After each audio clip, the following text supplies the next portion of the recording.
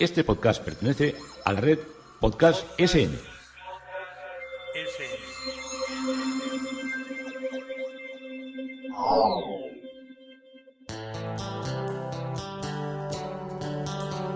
Historia con sentido. Un podcast realizado y presentado por Juan Carlos González.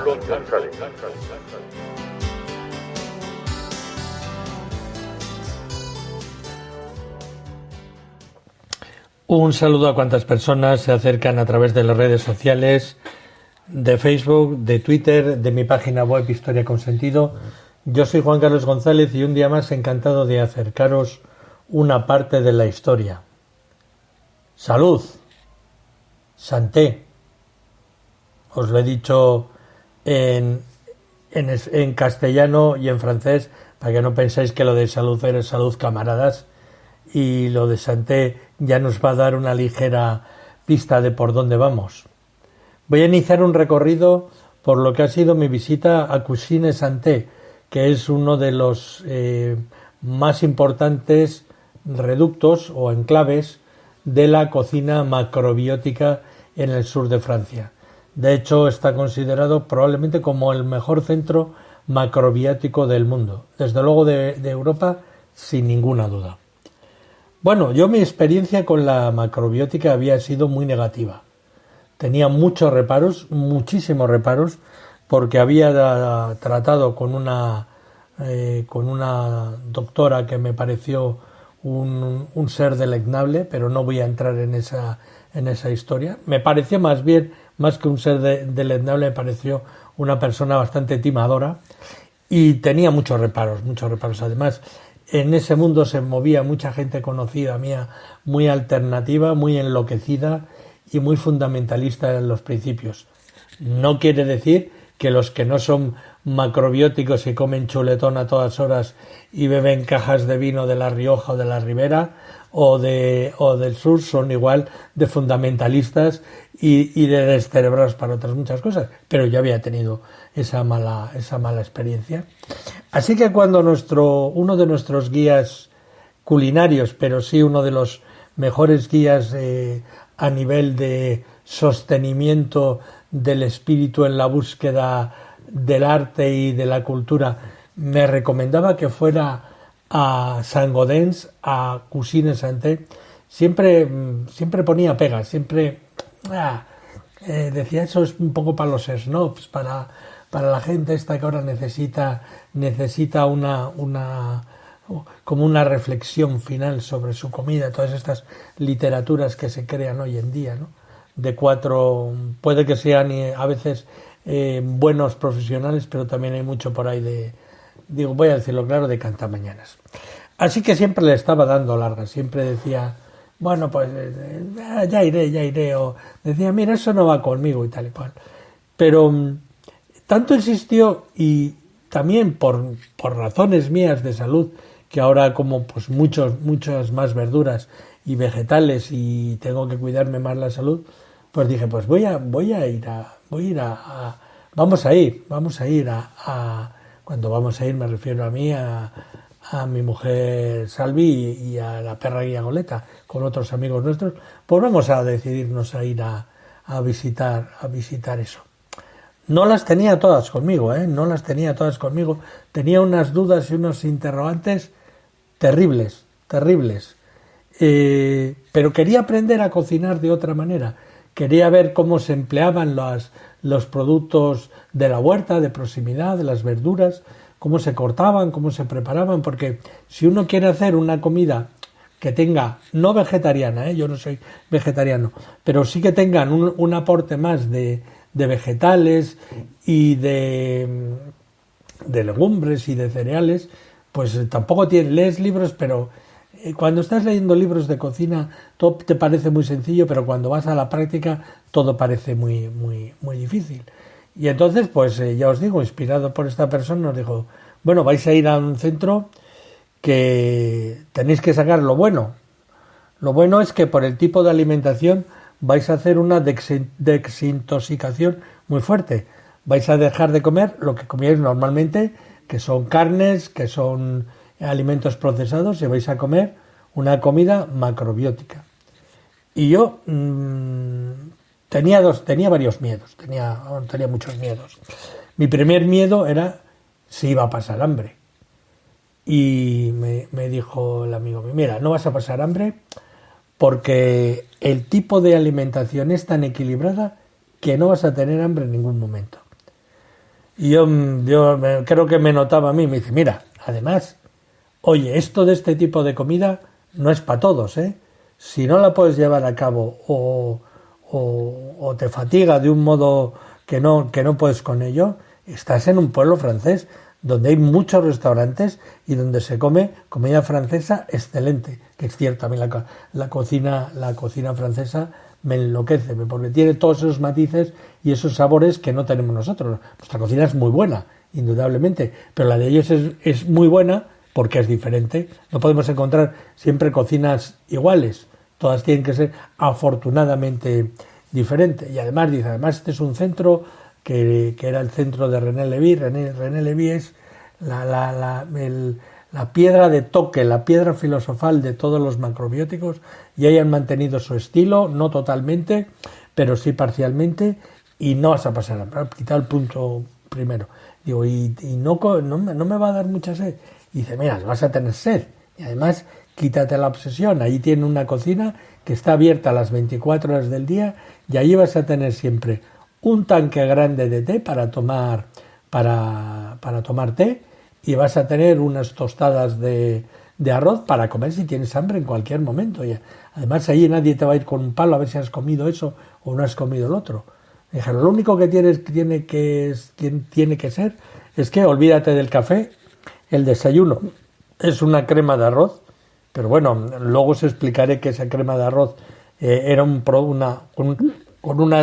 un arroz, como una papilla de arroz que estaba cociéndose a fuego lento toda la noche y que era comestible. Era tal vez la historia que más me chirriaba a mí. Pero luego a la comida vas a comer muy bien y te puedes tomar tu té cuando quieras. Y digo, bueno, pues vamos a ir para allá. Bueno, René Lévy. René Lévy es el apellido, pues si habéis ido a la sinagoga del Tránsito, pues ahí está la familia Lévy también, o sea que os suena, y es clarísimo que estamos tratando a una persona de origen judío francés, como los muchos que hay.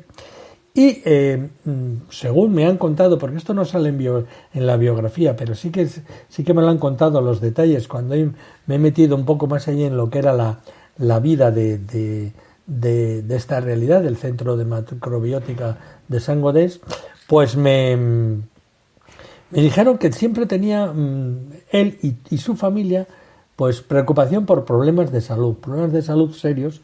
No me especificaron exactamente cuáles, pero que ellos en gran medida lo atribuían a su origen genético, o sea, su origen, no voy a decir racial, que no me gusta la palabra, genético, en el sentido de que casi toda la población judía de Francia está muy emparentada, entonces hay muchas veces consanguinidad y problemas de salud inherentes a la consanguinidad. Entonces él pensaba que pues las dificultades que tenía él y su familia provenían de la genética. Y entonces en el año 1956 René Lévy conoció a George Ohsawa, que es el padre de todos los macrobióticos. Todo lo que hizo, es lo que trajo este hombre de Oriente, fue lo que marcó la cocina macrobiótica en Occidente. El René Lévy en este momento iba a los restaurantes universitarios y estaba pues muy perdido con la comida, pues acabaría comiendo cualquier cosa y bebiendo cualquier cosa. Y entonces dice que él un día, René, fue a una conferencia de George Ohsawa y en esa conferencia habló de hacer de tener salud a través de la alimentación, y les dio lo que eran las bases de la comida macrobiótica. Como René no había oído hablar nunca de estas cosas, pues al menos al principio le movió la curiosidad y luego sufrió una transformación cuando empezó a utilizarla. Fue mejorando su salud y fue teniendo una mayor alegría vital. Claro, cuando mejora la salud te sientes mejor, y empezó a notar muchos efectos positivos sobre lo que era la realidad vital de comer bien y de alimentarse bien. Así que, aún siendo estudiante, se unió con fervor a George de Osawa y pasó con él 10 años en lo que se llamaba el Centro Ignoramus de París, y del que luego él se convertiría en presidente.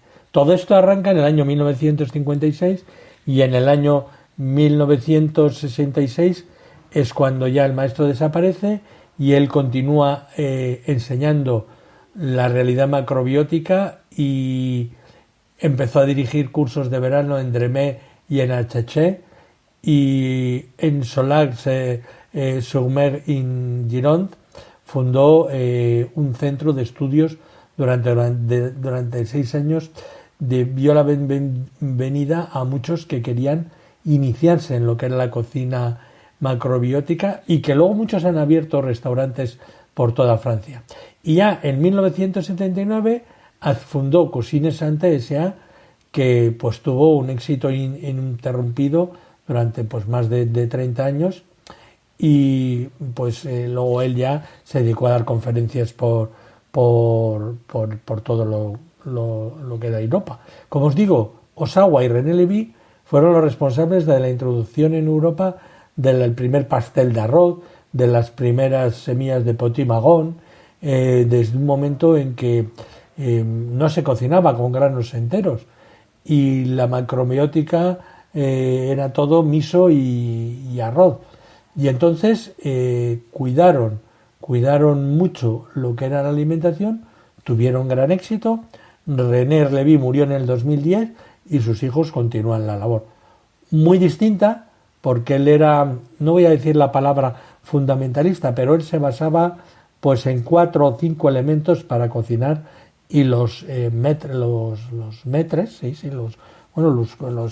grandes cocineros que ahora te enseñan a cocinar, ya han introducido una serie más de productos para que podamos alimentarnos, podamos disfrutar y sobre todo podamos aprender. Tengo que contaros más cosas de Santé y Cuisine, por eso he titulado Salud, porque era Santé, y Cuisine, y de la cual ya os iré hablando en siguientes capítulos. Pero claro, mi amigo, a la vez que me estaba diciendo de que si tenía algún problema que me fuera a comer a los restaurantes franceses, me dijo: oye, y lo que vas a ver, el arte románico, que a la zona que vas es increíble, y además tiene un gran influjo en lo que es nuestro país. Porque, ¿sabes quién era de San Gaudens? Y yo, pues no tengo ni idea. Pues sería San Gaudencio. Dice, no, era San Raimundo de Fitero. ¿Tú sabes qué hizo San Raimundo de Fitero? Pues siempre fundó el monasterio de Fitero, que es una preciosidad, y a través de San Raimundo de Fitero se funda la Orden de Calatrava, que lleva hasta prácticamente Jaén, que tuvo la suerte el año pasado de visitar Calatrava la Vieja, que es donde se instituye la Orden de Calatrava, que se cruza con las historias templarias, algo muy largo. Entonces me dice, bueno, pues cuando vayas ahí, lo primero que tienes que hacer es subir a ver la colegiata de San Gaudens, la colegiata de Saint Pierre y Saint Gaudens, que está en la localidad que se llama, por ese santo, lleva su nombre, y que tiene una de las más importantes iglesias románicas de la Occitania. La región en la que estamos es Occitania. Nos moveremos también por otras regiones, pero estamos en la zona de Occitania. Y es uno de los mejores templos medievales de la región por diversas razones. Una de ellas es por su antigüedad, pues se comenzó a construir a finales del siglo XI dentro del románico internacional pleno, en lo que es la expansión del románico. Cuando os hablo de la colegiata de Sant Gaudens, nos vamos al centro de Sant Gaudens, se encuentra enseguida, o sea, la mole de lo que es la colegiata se ve desde todos los lados, porque Sant Gaudens está en una colina, abajo está el río Garona, abajo hay una papelera maloliente de la cual yo os hablaré, pero desde cualquier punto del pueblo prácticamente delimitas lo que es la colegiata. En esa plaza donde está la colegiata hay varios cafés muy agradables, pero cierran pronto. En Francia a las 5 o 6 de la tarde ya está todo el mundo retirado. Es un horario que os diré que en invierno a mí me encanta, pero bueno, no todos los países tienen por qué ser iguales. Además del apóstol San Pedro, porque San Pedro y Sant Gaudens, está dedicada a Sant Gaudens, que según la tradición fue un joven pastor local martirizado por los visigodos arrianos en el siglo V después de Cristo, por no abandonar la fe católica trinitaria, de creer en la Trinidad, y murió decapitado. Aunque había ya una comunidad religiosa en este lugar en el siglo IX, el obispo Bertrand II de Cominges fue quien emprendió la construcción de una nueva iglesia para los canónigos de esta colegiata. Los avatares del lugar durante buena parte de la historia, como otros muchos sitios de la región, fue muy variada y a veces de gran gravedad, como la destrucción durante la guerra de religión del siglo XVI, y la población fue arrasada por los calvinistas en el año 1569. Tras la Revolución Francesa, la colegiata fue vendida y desacralizada hasta el año de 1804, fecha en que recuperó el culto. A partir de ese momento fue cuando se inician las tareas de la reconstrucción de la torre del campanario, que se había perdido casi completamente. La iglesia románica de Sant Pierre y Sant Gaudens que vemos actualmente es fruto de una reconstrucción románica iniciada a finales del siglo XI y continuada durante el siglo XII, de un edificio prerrománico anterior, con la adición en los siglos XII y XIII de un claustro y de una sala capitular respectivamente.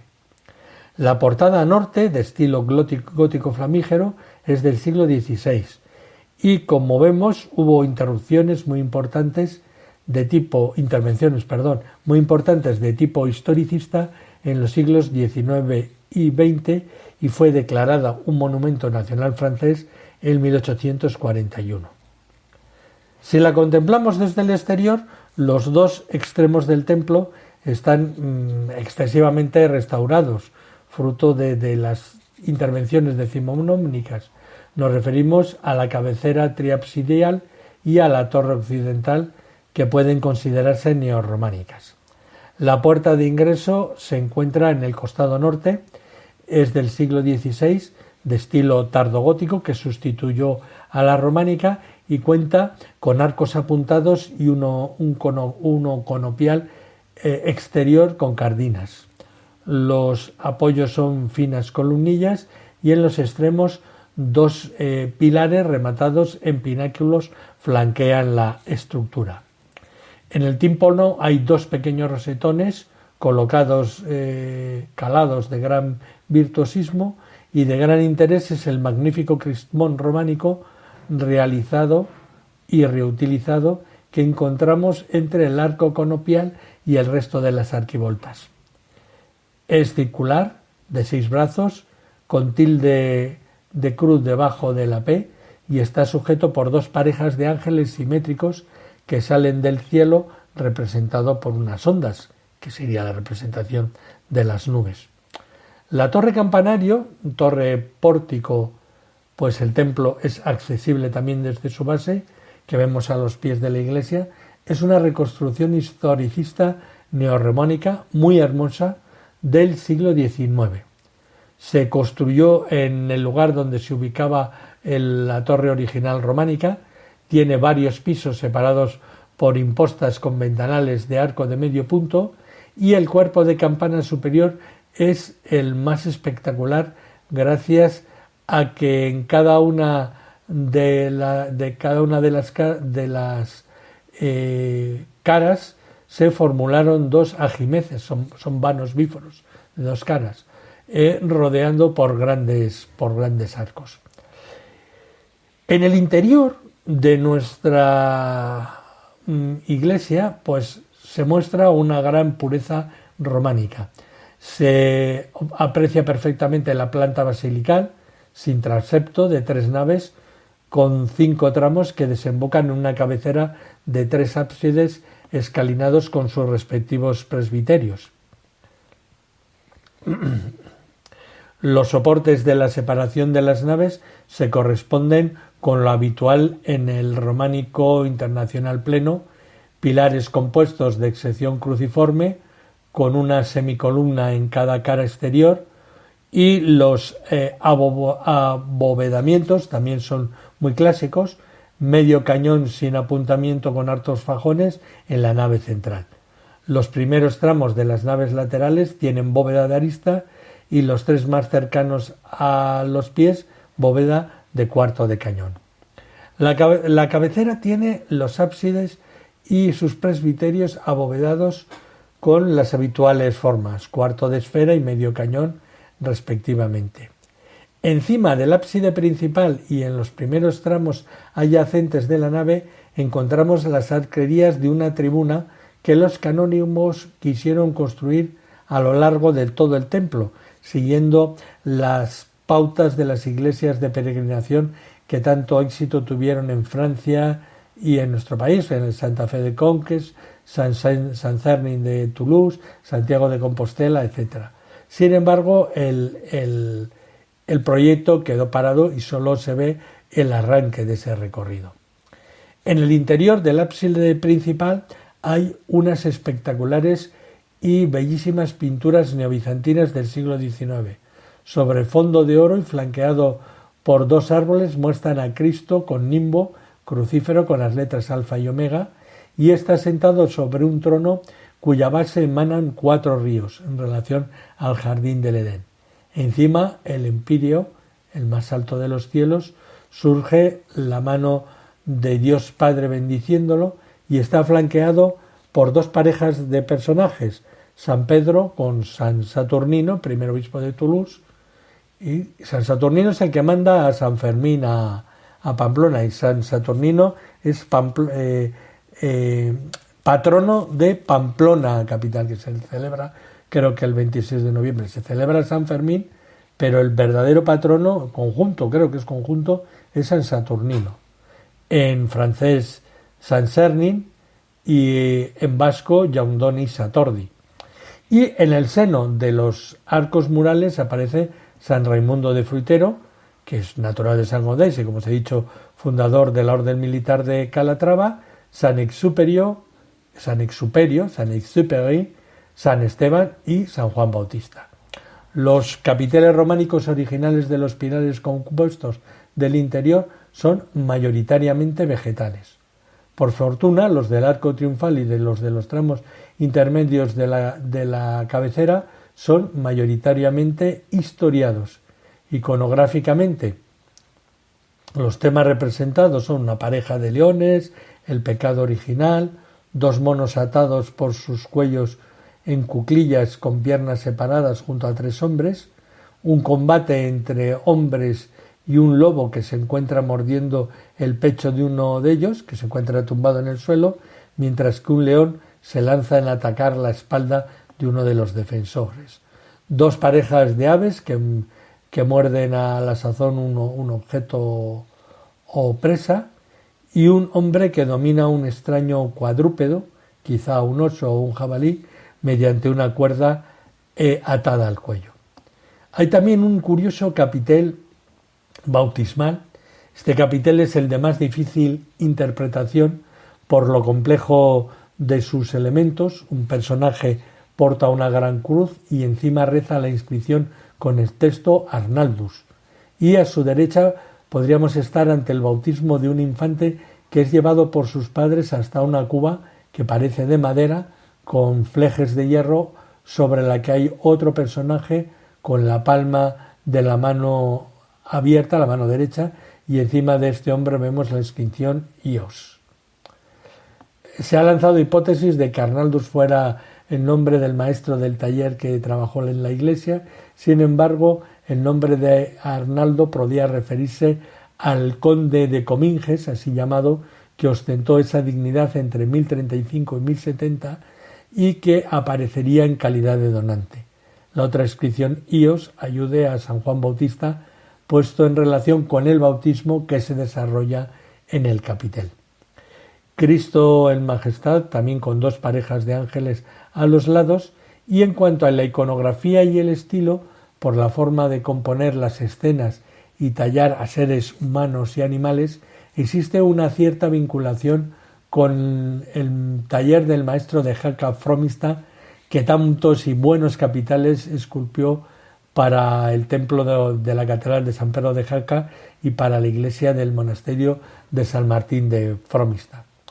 Los escultores, formados en Toulouse, tomaron el relevo a los del primer taller, y a ellos debemos los capiteles de follaje de la nave.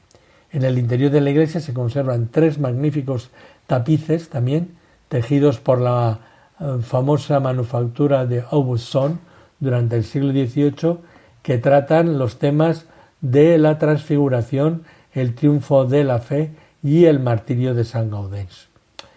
El claustro de los canónigos de la Colegiata, al sur del templo, debió de iniciarse entre 1160 y 1170 y finalizado en el siglo XII. La sala capitular se construyó en la 13ª centuria. Lamentablemente, el claustro fue desmontado en el siglo XIX y a finales del siglo XX fue recompuesto con los capiteles originales que se habían conservado y con copias de otros que se encuentran en distintos paraderos, museos y colecciones privadas de todo el mundo. Se intentó ser lo más posible fiel al original en su reconstrucción, aunque el color blanco inmaculado de los fustes de las columnas geminadas no pueden evitarnos transmitir una fuerte sensación de prerrománico. La banda norte es la más interesante desde el punto de vista escultórico, especialmente por 2 capiteles figurados. Uno es el Colegio Apostólico, donde son reconocibles San Pedro y Santiago, luego otro pasaje del pecado original. La sala capitular, el lugar de reunión de los canónigos de la Colegiata, es un espacio gótico con esculturas, en particular su portal está custodiado por un San Miguel en el interior. Y hasta aquí nos ha traído hoy este recorrido por San Gaudens, este inicio que hemos hecho desde Santé et Cuisine, Cuisine et Santé, salud y cocina. Juan Carlos González, un día más encantado de haberos podido acercar una parte de la historia.